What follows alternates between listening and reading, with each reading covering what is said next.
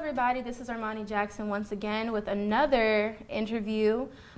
This time I have right across from me Miss Delegate Shanika Henson. It's a pleasure to be able to be in your presence, being that you're a Black woman in politics. So what I'm going to be asking you today is a series of questions about how Black women in politics are very influential in the United States.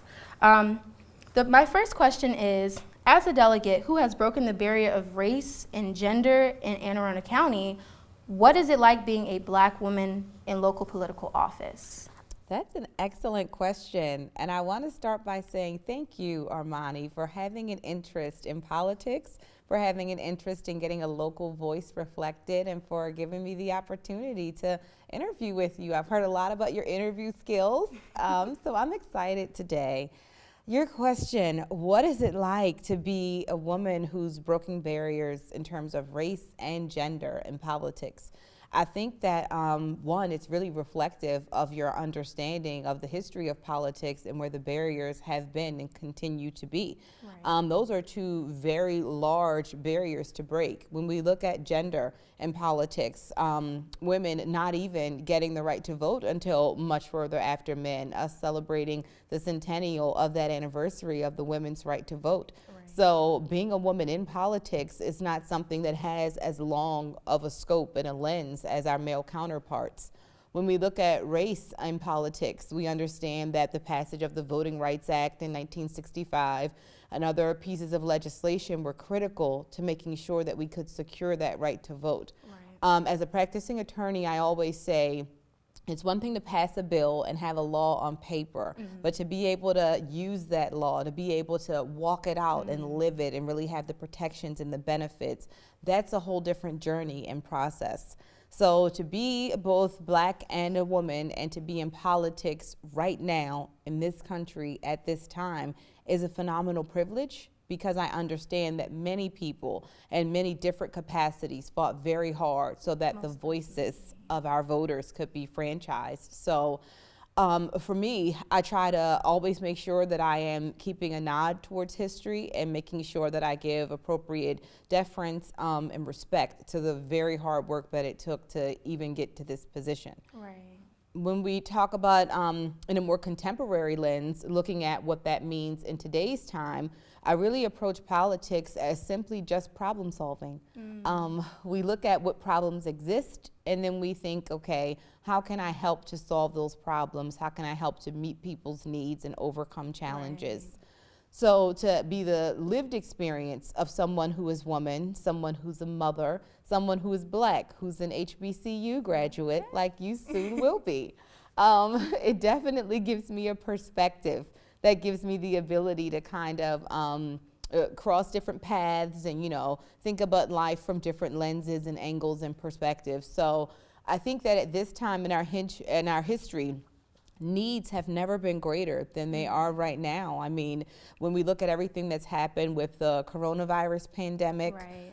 The cry for social justice that's happened just at the very same time this summer, coming to a crest. When I entered into politics, of course, we didn't know any of these things were going to happen. Right. So I'm so thankful to be able to bring this experience to the table and to have that voice in the room when we're making decisions. Politics sometimes is seen as a one-size-fits-all solution because it is the collective voice.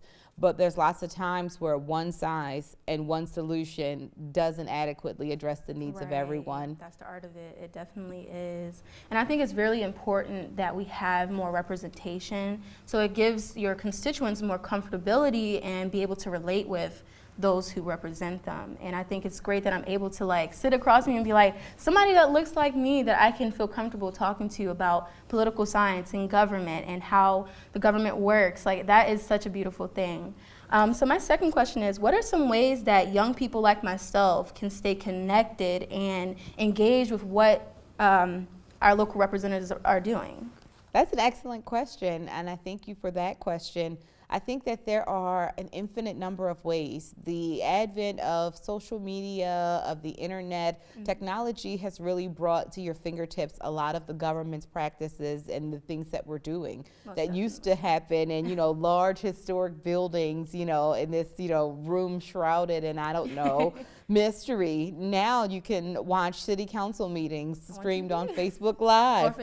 You can watch on TV. You're a delegate and having an interview, just an open conversation. And then the floor proceedings for the House of Delegates was filmed. It was live streamed for the first time last session.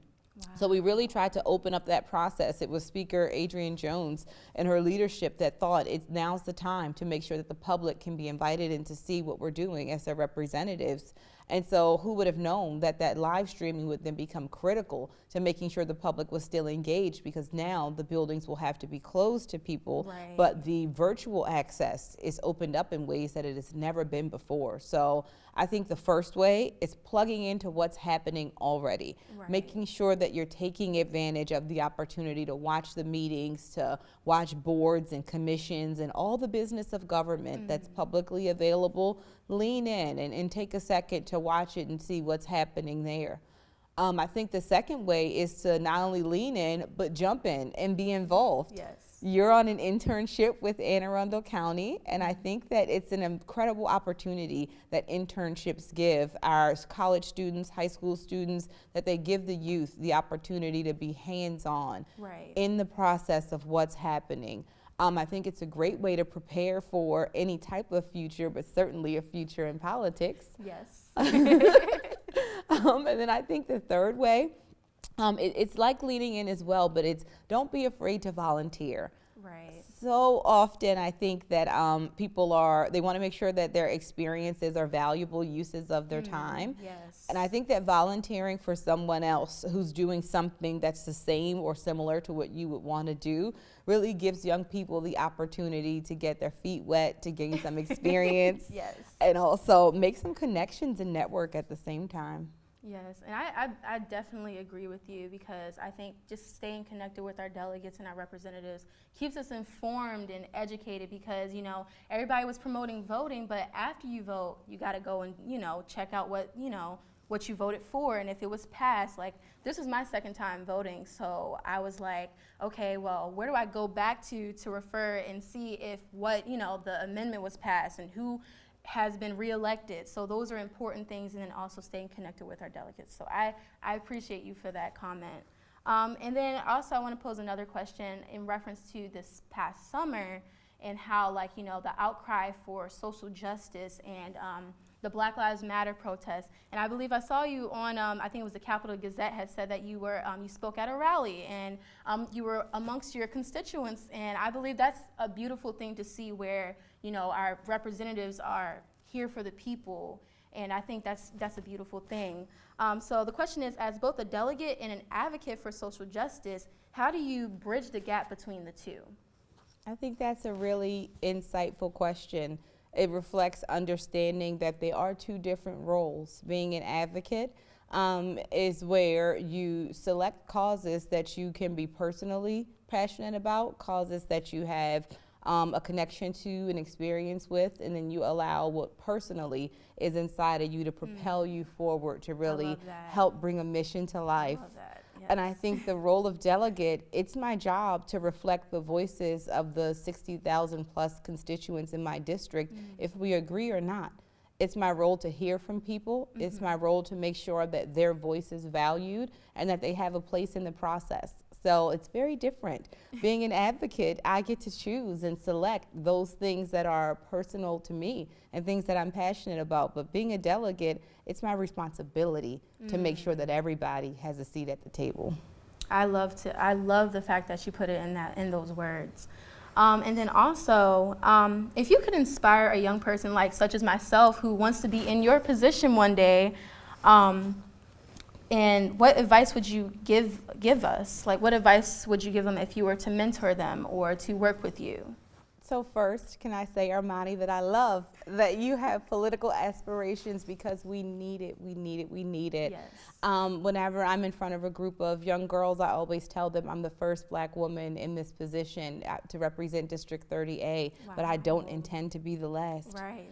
And I don't. I'm telling you, I have a vested interest in making sure that we have diversity at the table, making sure that we can reflect all parts of the district and our representation and leadership. And it's important that people see themselves reflected in their government and in their leaders because it keeps them invested. It lets them know that they're valued, it lets them know that they're heard, and that they don't have those glass ceilings that are out there that put limitations on what it is that you can do. But it really inspires people to want to try harder, to want to reach higher when they understand that the possibilities are infinite and that there's nothing that they can't do. So if I had to say something that would inspire someone who was thinking about politics, I would say, one, be ready for a long road because Most definitely. it's a lot of hard work. It's definitely not for the faint of heart. Gotta have tough skin. Yes, you gotta have thick skin. You have to be able to take some criticism. You have to be able to be disappointed and still, jump back in with your whole heart. Wow. That's what the job requires. You have to believe the best in people, even when that's not what you see. But you have to want to fight for the best that's out there because that's what it requires to really get up out of bed and to do the job, with passion every day. I would also tell young people who are considering it that there are no barriers that should stop them, that anything that you can conceive, anything that you can believe, anything that you're willing to work hard for, you can accomplish. So I would want young people to know that the world is theirs and it's up to them, and they have the ability to go to heights that are even higher and do things that have not been done before. I'm a living testament to the fact that every day barriers are being broken. Wow, that was very inspirational. That's like giving me motivated. Like, I can't wait to graduate so I can get right into it. And lastly, with this past election, with Stacey Abrams being the catalyst for high voter registration, I think it was like almost 1 million. Amazing. I was like, that was the most beautiful thing ever. And I was just like, with the question I'm going to ask you, how has this past election reminded the nation that Black women are influential and powerful in grassroots organizing? I love that. I love that question. Can I just take a second to brag on Stacey Abrams? Yes.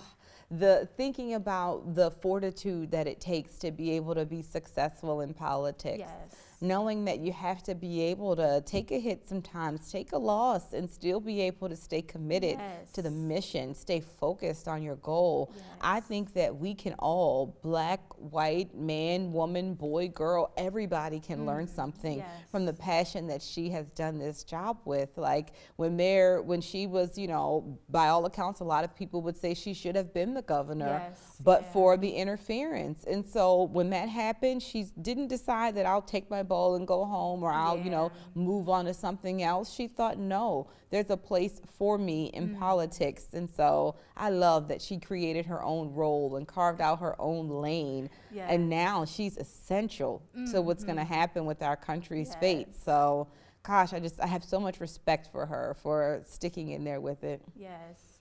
And I just really do appreciate the fact that I get to see more of us in local government and federal government. I think it's a beautiful thing, and I just appreciate your time.